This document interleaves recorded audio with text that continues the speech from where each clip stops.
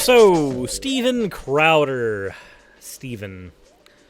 It's always a joy when we cover him on this channel, isn't it?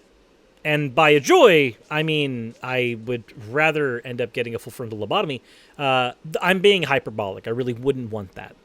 But, of course, everybody knows what happened with Elliot Page, right? Mainly the fact that Elliot Page is now Elliot Page because he is trans. Now, Steven Crowder had some words about that. Because of course he does. Because it is his business to be involved in everybody else's business. Which I guess I can't really fault him for. It's no different than what I do on my channel. I just hate how he does it. So. Story catalog, Ellen Page, beloved actress of the United States, is now a man. Yeah? You can hit the overlay there. I don't want to direct this all day. Is now a man. Why is so? The first thing I want to point out here, just looking at the footage, is just how much giggling is going on there. Now, obviously, I understand if you're running a show, you want to have fun with it. You know, I like to laugh as well, but I don't get the joke. Is the joke that a trans person exists? Is that what is funny? I would like, if Crowder would be so kind, to explain the joke to me. That'd be cool. Just kind of sit me down, take me. You know, this is okay. Here's the build up for the joke.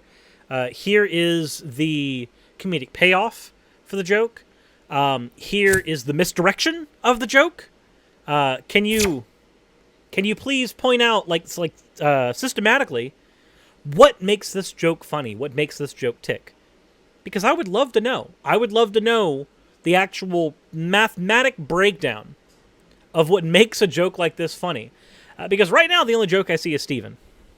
But So the privilege card is now removed. Came out as Elliot. By the way, Ellen Page is now confused. Elliot Page. Yeah. The privilege card is now removed?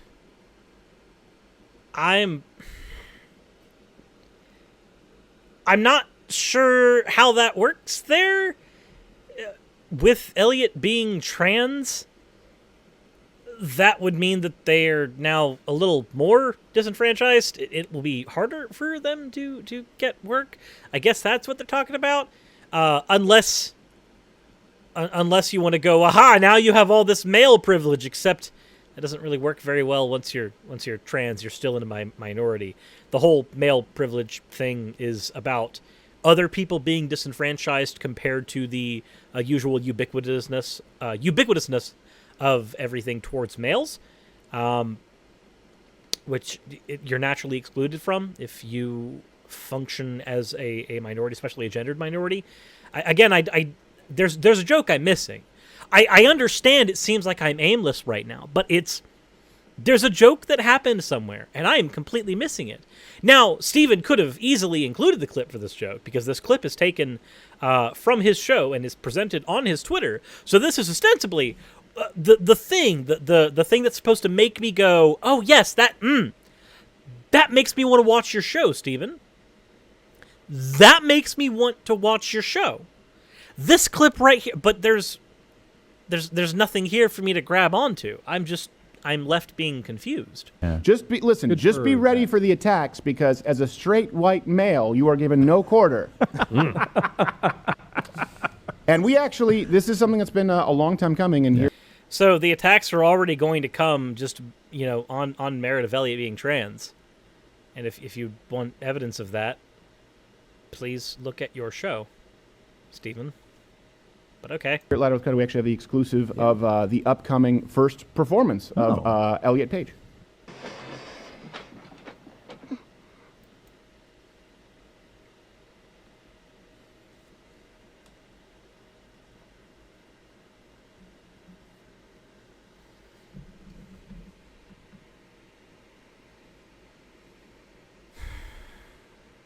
Do I have to explain what's wrong here? Is it? Yeah, Jewing has it right. Do you want to live forever, Crowder? I heard that if I don't spare the rod here, you will not die. That's what the Bible told me. I guess I'm just not going to spare the rod where Stevie's concerned.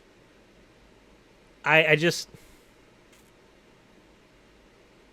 Is the joke that all trans people are ugly?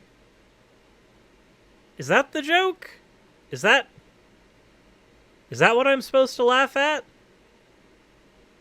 'Cause...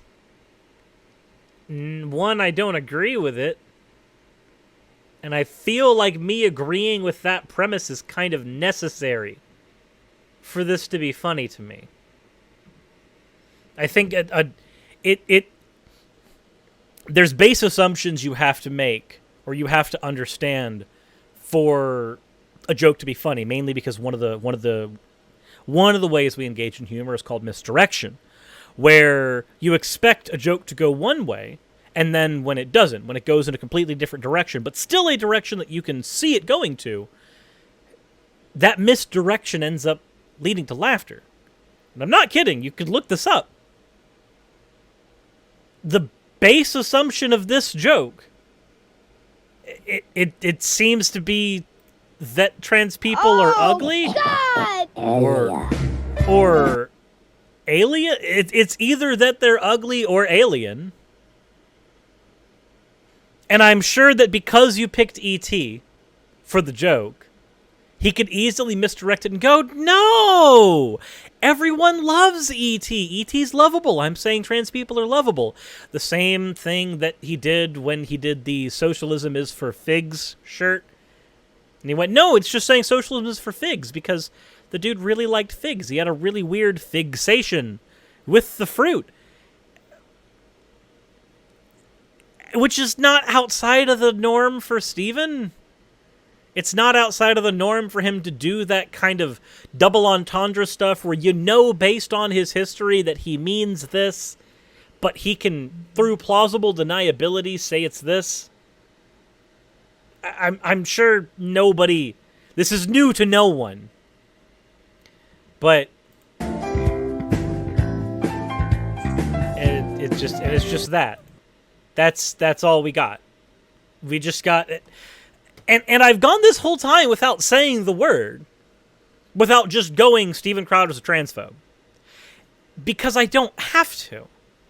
See, that's the thing. When we're talking about stuff like this, you don't have to just say, that's wrong because it's homophobic, because for some people, they see transphobic behavior or homophobic behavior as acceptable and normal. So simply saying this is phobic to a particular minority, that's not going to do anything. It's not going to be an argument.